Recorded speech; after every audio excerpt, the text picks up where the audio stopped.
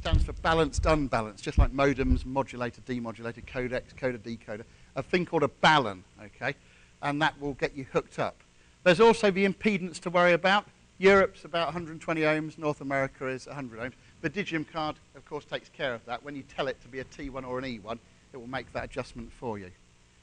Now, of course, we all need approval of one sort or another at varying levels. But we're talking about telephony approval here. And there are some countries that get very, very excited about you connecting to their telephone network. And they want to make sure that you've got an approval of one kind or another. And so the Digium cards do all have this approval. You can see the stamps on them as you go through it. So we're kind of near the end of the presentation. But before I recap, any questions at all on this stuff? Are you sure?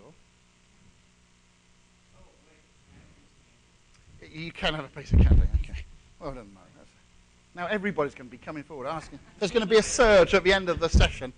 Okay, so we talked about what we might want to change. And there was a few things that we wanted to change. The language or the accent of the prompts, the time zone, the tones, whether they be tones from the IP phones or the ATAs, tones from inside Asterisk, or tones supplied to the analog card, sorry, the analog line or the analog phone. Where can we change it? Well, there's different places, but the three key places are within Asterisk itself, the indications.conf file, within Dardi, which would be etcdardisystem.conf, and etc*chandadi.conf, or the individual devices. And how can we change it? Well, we just go along to the individual interfaces. Usually these days, of course, it's web interfaces.